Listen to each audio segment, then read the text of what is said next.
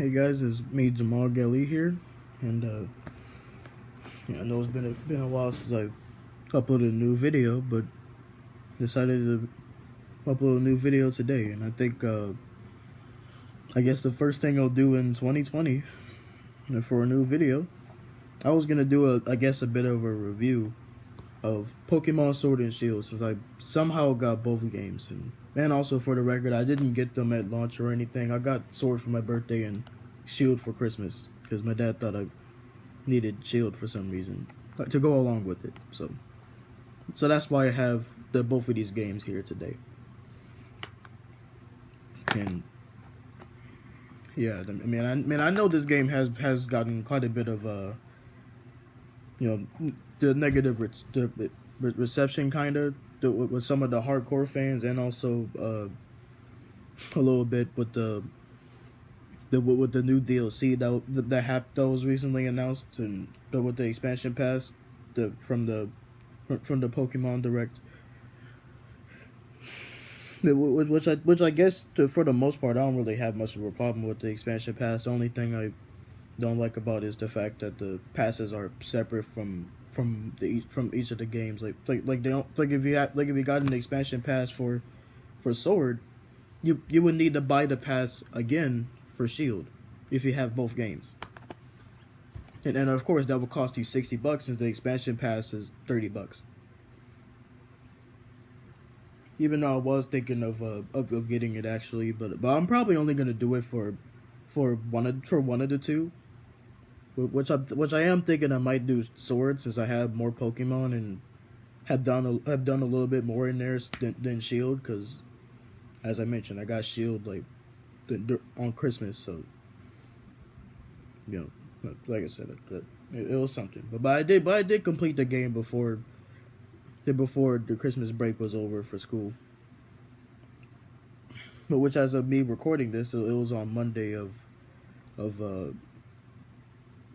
this week that I'm recording it. Which I'm pretty sure that was on the. Let me check the calendar again. I'm bad with dates.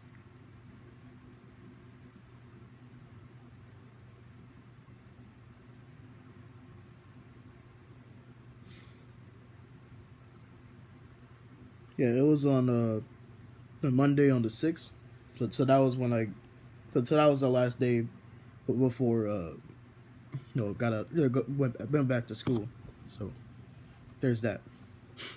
But anyway, I guess I'll get into the game now. So or at least talk about the specifics of it. So I think in terms of I guess some of the technical stuff, I guess it kind of, I guess it runs well for the most part. I mean, except for the few slowdowns that happen when you're playing the game online, or if you have the internet connected to it. I mean, especially when you're in the wild area and you're riding around your bike, and you have a bunch of other people online that's riding around the place. Yeah, it does kind of slow down a little bit, or at least that's what it looks like to me. But that's probably just because of internet connections. Probably doesn't have anything to do with technical stuff. And I think one of my favorite parts about the game was was the Poke Camp, because I remember I got to gather berries and the core ingredient for all my children, which that is what I call my Pokemon, because I will show you here is I got the game started up right here. But my main man, which of course the starter I chose was Sabu, but I called him by his now legendary name to me, Mr. Moist, who is just a god, okay? Because I vividly remember that I defeated Leon with Mr. Moist, and like I said, he's just amazing. I mean, he's amazing if he has the champion badge along with that other badge, but I'm not sure what that's for. If you can see that, I'm not sure what the other badge for, but I know the one with the check mark is the champion badge. But yeah, but that's the starter that I have, and I know that Mr. Moist, that since I remember a friend of mine actually kept on restarting the game until he got a female Sobble. He gave me the female Sobble, which I have, which is Mrs. Moist. So that's her right there. And I put them in the Pokemon nursery, and they managed to pop out 2 children out of the cooter. You see this guy right here. That's Mr. Moist the second. So there's that. And also got their second child, which is also a male. I'm gonna look for him real quick. Oh yeah, I forgot. My boy, Mr. Drip. That's his name. Get it? Because he's a water type. That's what, and water drips. I'll stop. But yeah. But I think I had quite a bit of fun with my main Pokemon. But as you can see, I also got the shiny Magikarp, which I named him God, because he's truly a god. Because Magikarp's incredible. And I know at that new update, you also get the Galarian Slowpoke, which, yeah, Slowpoke, he's like one of my favorites. Cause, I mean, just look at him. He's amazing. Even though the only changes they really gave to him was just giving him the little yellow stuff they put on him, but either way, he still looks incredible. No, but anyway, I'll stop showing off my Pokemon now, and well, actually, maybe I'll do one more, because I got my boy, the Fuego, or Charizard, which of course for what's absurd with some of you who speak Spanish, that's that means fire in Spanish, so there's that. Man, I kind of did the same thing with Shield when I got Charizard or Charmander, where I named it Fuoco, which means fire in French, I think. So, yeah, that's something. Anyway, I'll stop showing off my Pokemon now. But still, though, I do love Mr. Moist, because, yeah, he's just incredible. Even though in Shield, I chose the Scorbunny, because I really wasn't the biggest fan of Grookey, and I don't really like his final form, so that's why in Shield I decided to go with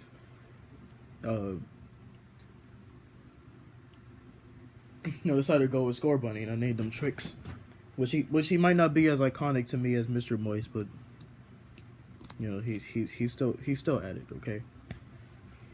Well, anyway, I guess I'll stop talking about my Pokemon and I guess get into some criticisms I have for the game. And yeah, I think the biggest thing that I've noticed between the two games, or I guess is of course with the very little changes that Sword and Shield have. The only changes that I was able to see in the game was mainly that some Pokemon are exclusive to Sword or Shield, which of course the legendaries or Zacian is the mentor are the most obvious ones. But yeah, and I know that that 2 of the gym leaders are changed in Shield, which of course in Sword they have fighting and rock, but which was changed in Shield to Ghost and Ice, which I know all 4 of those trainers for all 4 of those types are amazing. Okay, especially my girl Melanie, she's the best. Anyway, yeah, but I know besides the gym leaders that's really about like the only the change with the gyms in both of the games. Well, at least with those 2 that I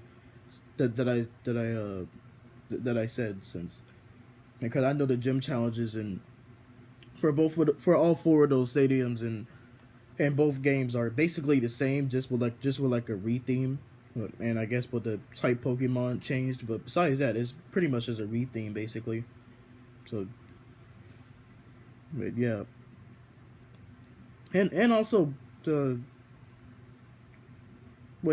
think that's about like. I mean, I'm sure there's probably a few other minor differences between Sword and Shield, but besides that, it is pretty much basically just the same game. So when I went through my second playthrough of the game with Shield, I pretty much just basically just skipped all the dialogue and kept pressing on the button constantly until it was done. So yeah, so there's that. Even though I feel like I might have had an easier time with Shield than Sword, but I guess it's just based on the Pokemon that I captured. I mean, especially since I keep on using this website for type advantages, but Anyway, but I guess in terms of the story, yeah, I'm not really a big fan of it. Even though one thing that I have always liked about the story is definitely the characters. Well, at least most of them anyway. Man, I'm pretty sure the only ones I either disliked or outright hated was probably mainly the Raihan, which is the dragon type leader, and especially Bede. Oh my god, I hate that man because that guy is just annoying. And all his dialogue is just pretentious and annoying. So that's why I hate him. And I remember every time he was on screen, especially in Shield, I kept pointing the middle finger at him until he was off the screen. That's how much I hated him. That I would do that. But anyway, but besides that, yeah, I don't think I'll really remember much from the story. I mean, besides the fact that you had to figure out the mystery of Zacian and Zementa, which I don't know if it was really much of a mystery if I already knew who they are.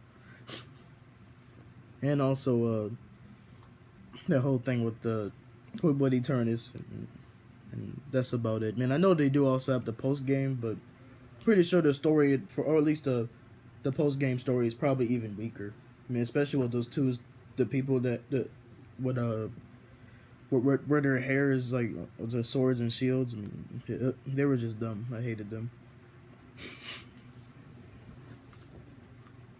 But yeah, but that's probably all I got to say about the story. It's just forgettable at best. Anyway, but even though, of course, one also major thing that a lot of people have probably talked about with the game is how easy it is. Because I'm pretty sure even for me, who only mainline Pokemon game I've even remember playing is Pokemon Yellow on my phone through a Game Boy Color emulator. Yeah, this game's easy. The both of the games, they are easy. I mean, especially with the gym leaders, because all you really need to defeat them is type advantages. Basically, just go on Pokemon database and you'll be fine if you go to type advantages. Because that's pretty much what I've done for both of the games, basically. And that was how it took me like maybe a week to finish Sword, I'm pretty sure. But yeah, but like I said, of course, as many people have probably talked about before, yeah, the game's pretty easy. Like, it really is. But even for someone who hasn't really played many of the mainline Pokemon games, it really is easy. Because I played more of the spin-offs than the mainline games. Probably the most recent one is Pokemon Tournament, I guess. Well, actually, that was probably my first Pokemon game, if you really want to count that as a Pokemon game, because it is a fighting game. But anyway, but point is, I played more of the spin-offs than the mainline stuff. But so though, even for someone who haven't played many of the mainline stuff, it was still pretty easy. But like, honestly, it really is. Anyway, and I guess with the the Pokemon themselves, all of them are. I mean, some of them are incredible. I mean, I still want to get Ditto, but I might need to find out where to find him. But anyway, but what's the next thing I'll talk about? But I guess I kind of already talked about the characters a little bit. Even though I know that probably the ones people might remember the most is probably all the female trainers, since a lot of them got born. I mean especially that new girl, the poison type from the that was revealed in the expansion pass trailer. Like, as soon as she showed up, or as soon as I saw her in that trailer when I watched, when I watched it through Game Explain, because while the Pokemon Direct was going, I was at school. Yeah, I already knew she was gonna get born. I was right. she already does have plenty of art on Route 34. And so is pretty much most of the other the female characters in the game. Not that I have a problem with that, but that is something I want to mention. Because pretty much all of them that got revealed, like, over like the past like almost a year since Sword and Shield was announced, that they all got born. I mean, especially classics like Sonia, which she's my second favorite. She's just genius. But anyway, I'll stop talking about Rule 34 and yeah, I think that might be all I'll talk about.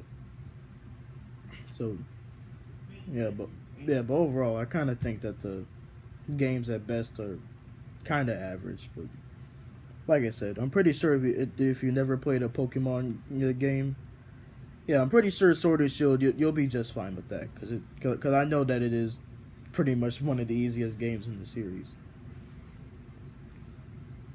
Even though I'm pretty sure Let's Go Pikachu and Eevee are probably even easier, but like I said, Sword and Shield is, yeah.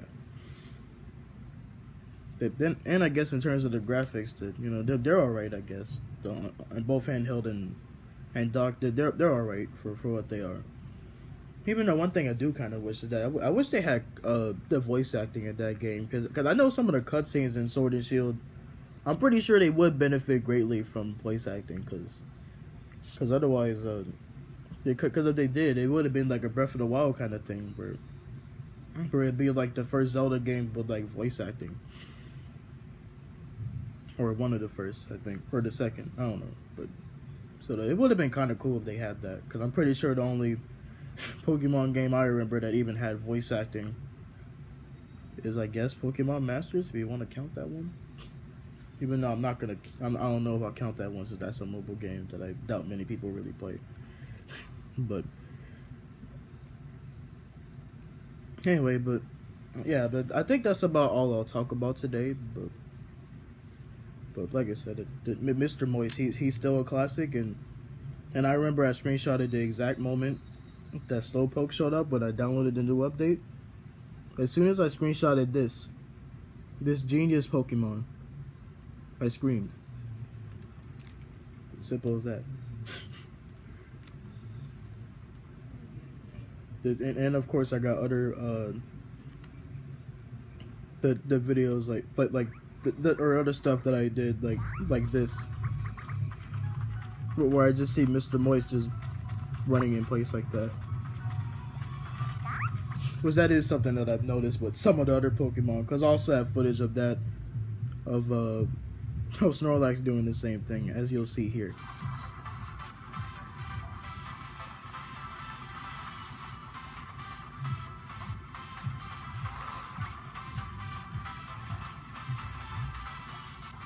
Yeah, truly incredible. But anyway, besides that, oh yeah, that's right. One more thing, I wanna show this excellent footage I recorded where Zacian was sleeping. And he just looks incredible while he's sleeping. Okay, he looks freaking cute. Anyway, but that's about it. But oh yeah, that's right. I forgot. So soon as I saw her too, I also screamed because I said she was my favorite. As soon as I saw her, I screamed. As soon as I saw Manly, I screamed. But besides that, like I said, I'll probably stop dragging out this video now because it's already too long anyway. But that's about it. See ya, I guess.